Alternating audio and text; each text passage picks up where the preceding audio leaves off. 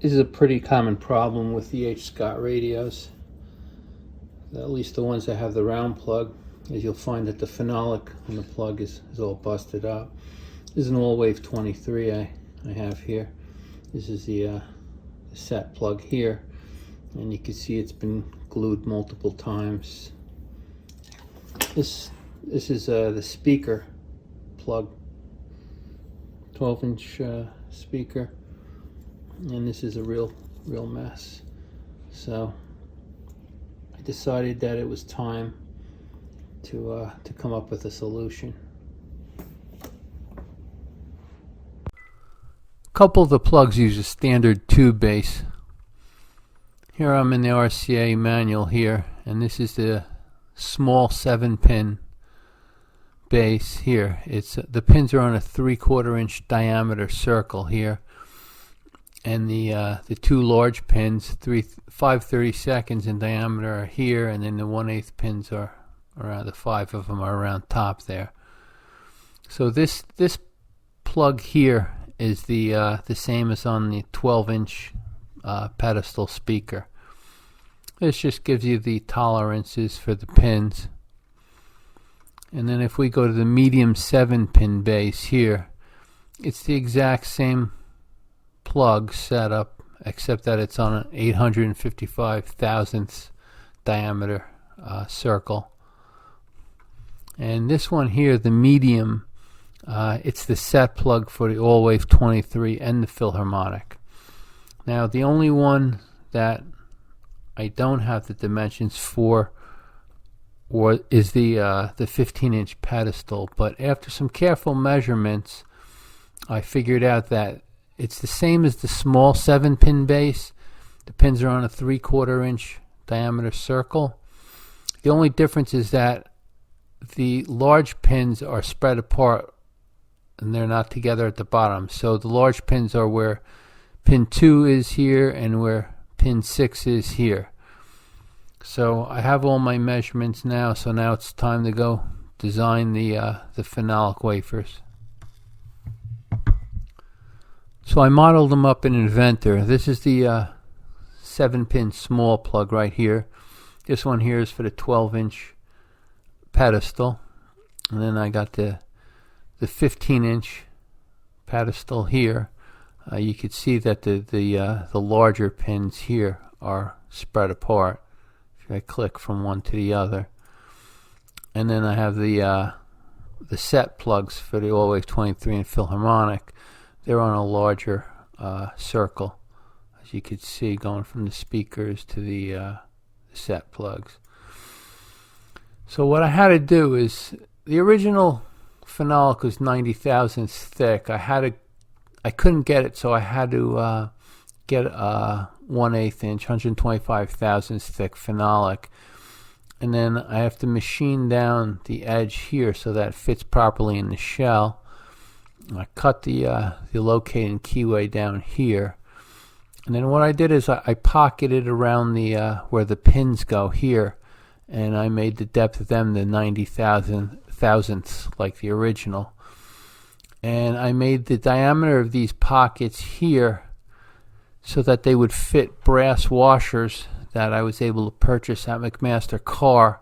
And these brass washers have an inside diameter the same diameter of the pins. So if I can't roll these pins over like they were originally done, worst comes to worst, I can actually stick the brass washer in the pocket here, and I can solder the pin right onto the washer, and it'll make a solid connection there, and hold it, mechanically tight. And then I made some blocks here. These are aluminum blocks that I drilled out to the tolerances shown in the RCA manual, and what I'll do is I'll use these to make sure the pins are in alignment, and I could also use them to provide support when I hit the pins with a rivet set to roll them over. Alright, so I've removed the plug from the cord. And now all I'm going to do is I'm just going to take the phenolic and break it away from the pins. Breaks pretty easy.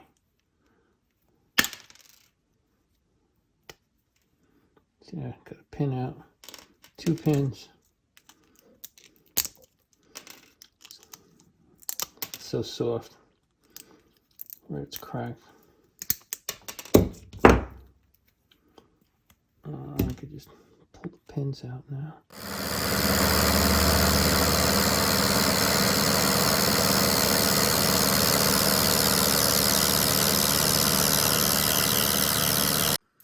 So I'm finished machining these. I got 35 of them. I made as many as I could from a 12 by 12 sheet of phenolic. It worked out real nice with these pockets around the pins because you can stick a washer in here. These brass washers I bought. They'll fit into the pocket nicely. And if I can't roll the pins over like they were originally done, I could clean this brass up and solder the pin right to the brass. So the neck that's on it will hold it on the outside. On the inside, it could be soldered right to the washer. These should be stronger than the original too because they're thicker. They shouldn't break as easily. At the factory, what they did is they put the neck on this pin right here, and then they inserted the pin into the phenolic, and then they just used a rivet set to roll over the top here. So what I want to do is I want to straighten this top out that's been rolled over, and then stick it in my new phenolic, and then I'll whack it with a rivet set again and roll it over again. First thing I'm going to do is I'm going to take needle nose pliers and I'm going to get it going. Just very carefully work around. The brass is soft. The nickel plating doesn't add any strength to it.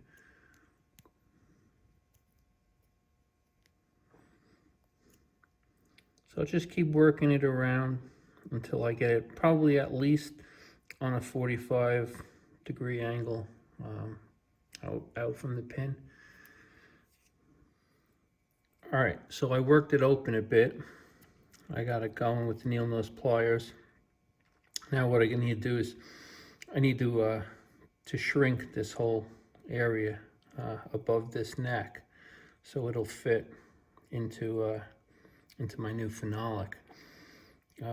When they riveted at the factory, even this part here that went through the phenolic expanded because the hole was slightly larger in the phenolic than the pin diameter. So when they hit it with the set and rolled it over, this bellied out in here. So I'm going to try to get, this is, well, based on what I've measured, this area in here is generally about 10/1000ths wider than the pin itself. So I'm going to work this and try to get it down closer to the original pin diameter.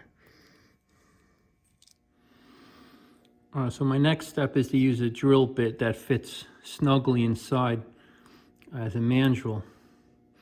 This is a drill bit, measures about 114 thousandths. I use I pulled it out of my numbered drill bit set because they're a lot finer increments than standard drill bits. So what I want to do is gently, with a small hammer, rotate it and gently stretch that brass around the bit. You can see it's slowly tightening up, but it takes a lot of patience. Probably figure you're going to be working. This is the second plug I'm doing, but based on my experience so far, probably going to spend, pardon me, about 10 minutes on each one to get it to fit in the new hole. Here's a couple pins that have been straightened out. They're still running about 5 thousandths over, but they'll fit. They'll fit in the wafer because these holes here are oversized. I actually have to tap them in with a hammer gently in order to get them to go in. Once they're in though, once they're all the way in, they're really solid.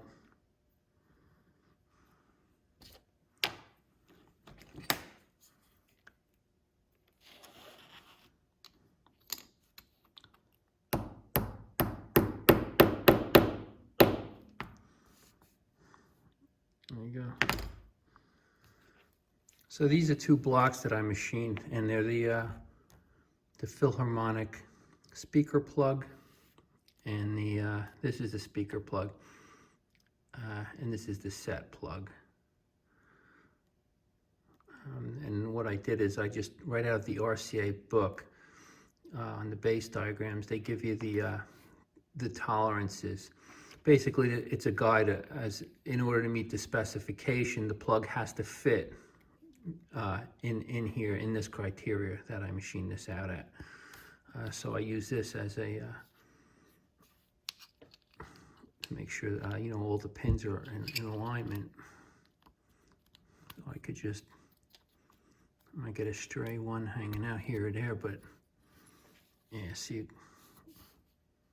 that? It goes right down. So it fits, it passes. I wasn't sure when I was designing these if I would be able to roll these over like they were at the factory or not, so I wanted to make sure I had an alternative method of fastening the pins. And what I came up with was these brass washers, which will fit down in this recess, and I could solder the pin right to the brass washer, and then the pin's locked. It has, on both sides, it has the neck on the outside, and then on the inside it would be soldered to the washer. I don't want to stick it all the way in because they do fit very snug on the pins. I'd have to tap the washer down, and then I'll be struggling to pull it off. But I did one plug like that, the first plug I did like this, and it did work fine. I just soldered around. All you need for, I mean, preferably for solder is a couple thousandths of an inch clearance for it to wick in. I mean, that's the old plumbing standard for soldering copper pipe. So now what I'm going to do is I use a 1/8 inch rivet set here.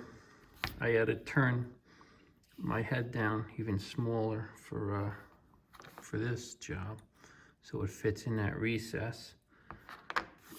And then I had to purchase a 5/32 inch rivet set, and I turned down the nose of it so the diameter would fit inside the two large pin recesses.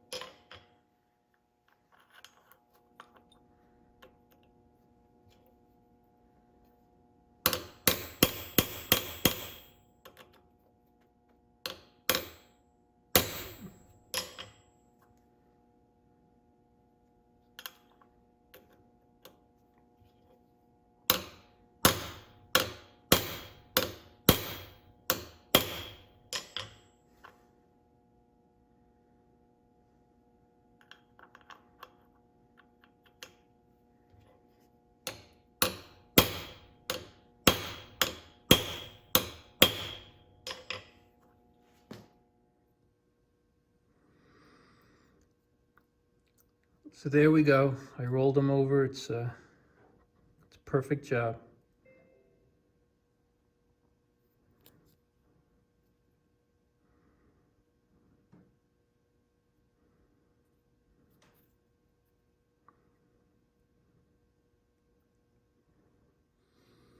Here's an all-wave 23 amp, and let's see, fat pins go that way. Perfect fit. Of course, I can't get it out now because got nothing to pull on. Yeah, that's it. Spent an hour, let's see, an hour and 20 minutes out here straightening the pins and putting this together. That didn't include my inside desoldering and what work I had to do in there. And now I have to go resolder the wires in here. But yeah, it's an hour and 20 minutes just to get them pins in. Pain in the ass, but it's well worth it for having virtually new plug. So here are my final results. I did 4 plugs. Got 2 Philharmonic set plugs here, and a 12-inch pedestal speaker plug, and an all-wave 23 plug. And they all came out good. I'm very happy with the results. And I always replace the rubber grommet on the metal housing, because even when they are intact, they're very dried and brittle. But often you'll find these where pieces of them are missing, or the whole grommet's missing because they're dried out and they just crumble apart. And I like putting heat shrink tubing on the first 1.5 inches or 2 inches at the end of the cord. So I'm very pleased with the results, and thanks for watching.